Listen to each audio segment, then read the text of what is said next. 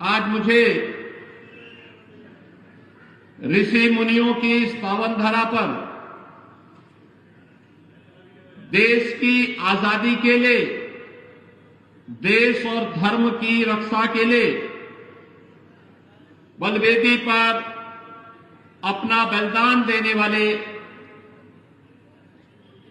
उन भारत माता के महान सपूतों की इस पावन धरा पर आकर के और आप सबसे संवाद बनाने का अवसर प्राप्त हुआ है।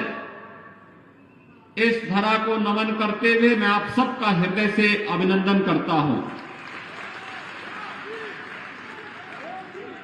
भाइयों बहनों, जब हम राजस्थान की बात करते हैं तो देश और के शौर्य और पराक्रम की बात सामने आने लगती है। देश का शौर्य, देश की भुजाएं, युवाओं की भुजाएं फड़कने लगती हैं, क्योंकि राजस्थान भारत का शौर्य का प्रतीक है। राजस्थान भारत के पराक्रम का प्रतीक है। और याद रखना, जहां शौर्य और पराक्रम होगा उसकी आधारशिला भक्ति में होगी।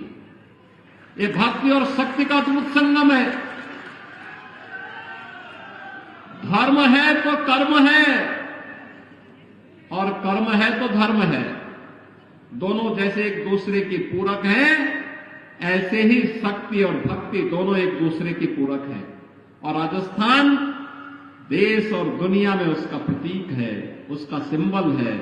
और भाइयों बहनों, इसलिए भक्ति और शक्ति की इस धरा को कोटि कोटि नमन करता हूं। आप सबका मैं हृदय से अभिनंदन करता हूं। भाइयों बहनों, राजस्थान पिछले 5 वर्ष से करा रहा है। 5 वर्ष पहले राजस्थान डबल इंजन की सरकार के नेतृत्व में विकास की एक नई राह पर आगे बढ़ा था।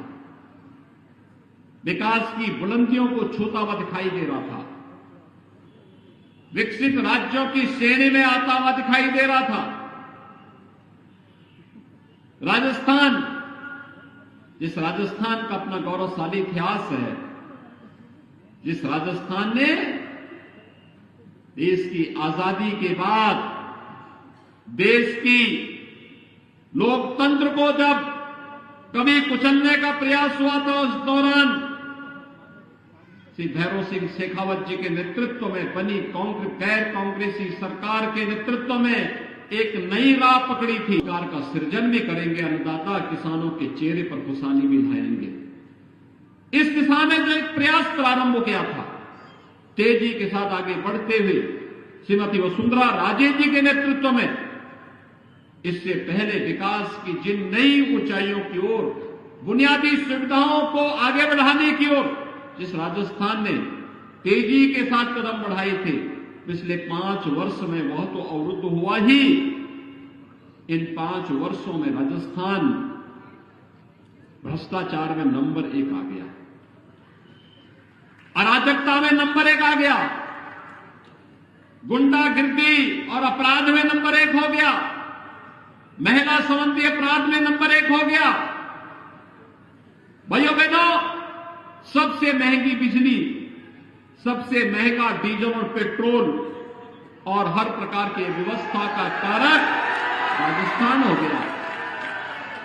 महंगाई के साथ साथ हमारा युवा नौकरी और रोजगार के लिए भटकता है और यहां पर सबसे ज्यादा पेपर लीक की घटनाएं राजस्थान के अंदर हो गई हैं।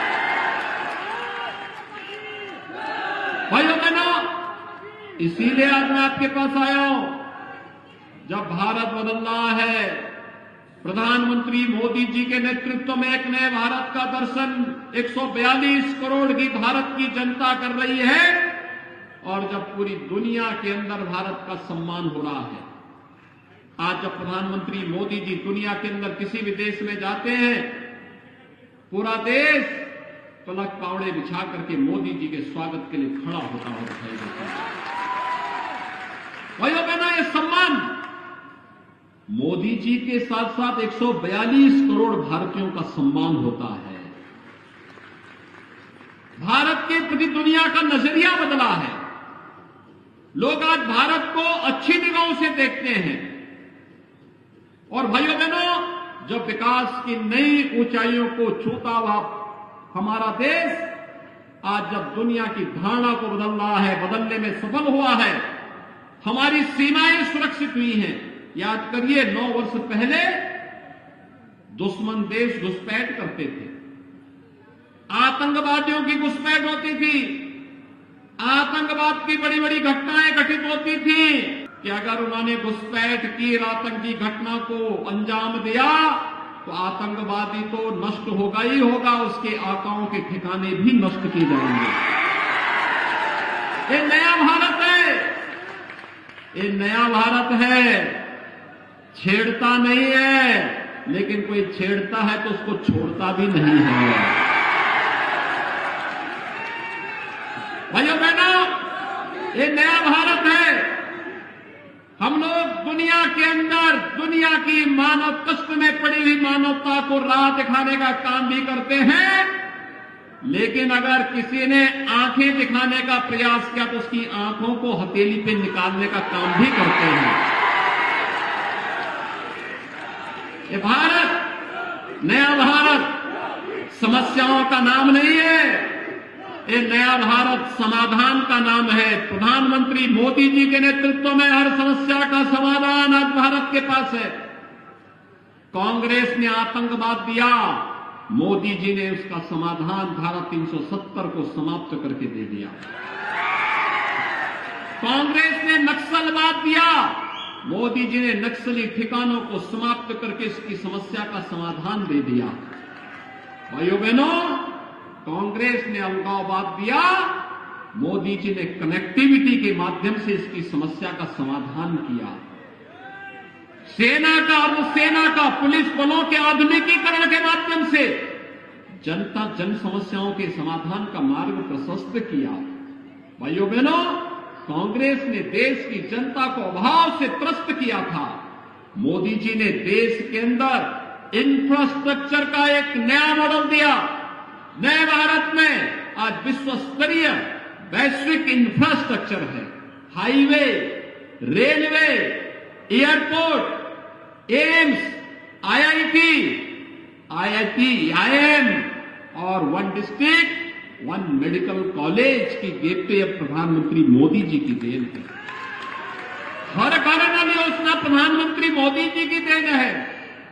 और भाइयों बहनों, गरीब कल्याण के लिए जो 55 वर्षों में नहीं हो पाया, वो मोदी जी ने मात्र 9 वर्ष में करके दिखा दिया। आप सोचिए ना, 12 करोड़ गरीबों को शौचालय मिल गए, 4 करोड़ गरीबों को आवास मिल गए, 12 करोड़ गरीबों को 6,000 रुपए हर वर्ष प्रधानमंत्री किसान सम्मान निधि का लाभ मिल रहा है। 4 करोड़ गरीबों के घर में बिजली के कनेक्शन पहुंच गए। 9 करोड़ 60 लाख गरीबों के घर में उज्ज्वला योजना का रसोई गैस का सिलेंडर भी पहुंच गया। भाइयों बहनों, वनवासियों का, गिरिवासियों का, आदिवासियों का सम्मान कैसे होना है, 15 नवंबर की तिथि जनजातीय दिवस के रूप में मना करके प्रधानमंत्री मोदी जी ने जनजातीय गौरव को आगे बढ़ाने का काम किया। आज उनके उत्थान के लिए नई नई योजनाएं चल रही हैं। बाबा साहब भीमराव अंबेडकर को सम्मान देते हुए पंच तीर्थों का विकास ये प्रधानमंत्री मोदी जी की देन है। भाइयों बहनों, सरदार वल्लभ भाई पटेल, लौह पुरुष सरदार वल्लभ भाई पटेल को सम्मान देने का काम ये प्रधानमंत्री मोदी जी ने किया। दुनिया के अंदर उनकी सबसे बड़ी प्रतिमा का निर्माण प्रधानमंत्री मोदी जी ने स्थापित किया।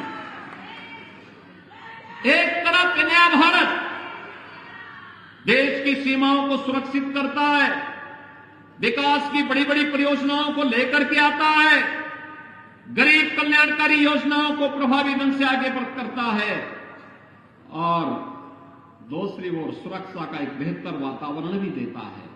संकट में अपने लोगों का कैसे संबल प्रदान किया जाता है, ये तो आपने देखा होगा। कल के भी और आज के भी समाचार पत्रों में था कि अमेरिका में, चीन में, दुनिया के तमाम देशों में कोरोना के मामले तेजी के साथ बढ़ रहे हैं। और भाइयों बहनों, भारत में हम लोग हजारों की संख्या में एकत्र हैं। कोई कोरोना का भय नहीं, क्योंकि मोदी जी ने 2 वैक्सीन जो दे दी, ये वैक्सीन फ्री में वैक्सीन, और फ्री में वैक्सीन के पहले फ्री में टेस्ट, फ्री में उपचार, और 3.5 वर्षों से फ्री में राशन की सुविधा भी तो दी है मोदी जी ने 80 करोड़ लोगों को। और याद करिए, दुनिया के अंदर कोरोना से उभर भी नहीं पा रही है, मोदी जी ने 80 करोड़ लोगों को 3.5 वर्षों से फ्री में राशन की सुविधा दी है। अगले 5 वर्ष तक फ्री में राशन मिलेगा। और इसीलिए आज मैं आपके पास आया हूं। भाइयों बहनों, कांग्रेस के समय आखिर कांग्रेस ने क्या किया?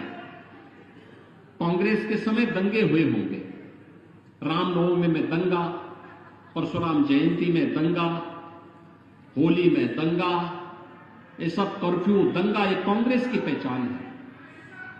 कांग्रेस ने 5 वर्ष के शासनकाल में क्या दिया? यहां पे आपको बजरी माफिया दे दिया होगा, खनन माफिया दे दिया होगा, वन माफिया दे दिया होगा, पशु माफिया दे दिया होगा, संगठित अपराधों में लिप्त माफिया दे दिए होंगे। और भाइयों बहनों, इन्हीं माफिया का उपचार करने के लिए हम उत्तर प्रदेश में बुलडोजर लेके आए हैं। डबल इंजन की सरकार इस माफिया का उपचार अच्छी तरह करना जानती है। और इसलिए भाइयों बहनों, एक तरफ जनता को सुरक्षा की गारंटी और दूसरी तरफ आपकी आस्था का सम्मान। आस्था का सम्मान कैसे किया जाता है? कांग्रेस ने अपने सरकार के समय कहा था राम और कृष्ण हुए ही नहीं। आप याद करिए, हमारे यहां राजस्थान में जब हम आपस में मिलते हैं तो 2 ही संबोधन होता है, जय जोहार का और राम राम सा का। यही होता है ना, यही होता है ना, जय जोहार या राम राम सा, यही तो होता है। और कांग्रेस कहती है, एक तो सनातन को गाली देती है और दूसरी तरफ कहती है राम और कृष्ण तो हुए ही नहीं, यानी हमारे सनातन को भी गाली दे रहे हैं। अब तो हमें गाली दे रहे हैं, हमारे अस्तित्व पर प्रश्न खड़ा कर रहे हैं। भाइयों बहनों, जो हमारे अस्तित्व पर प्रश्न खड़ा कर रहा हो, क्या हमें उसे समर्थन करना चाहिए? क्या हमें माफियाओं को समर्थन करना चाहिए? जो हमारे प्रभु को गाली देते हो, क्या हमें उन्हें समर्थन करना चाहिए? और देखिए, मोदी तो नाम है समाधान का।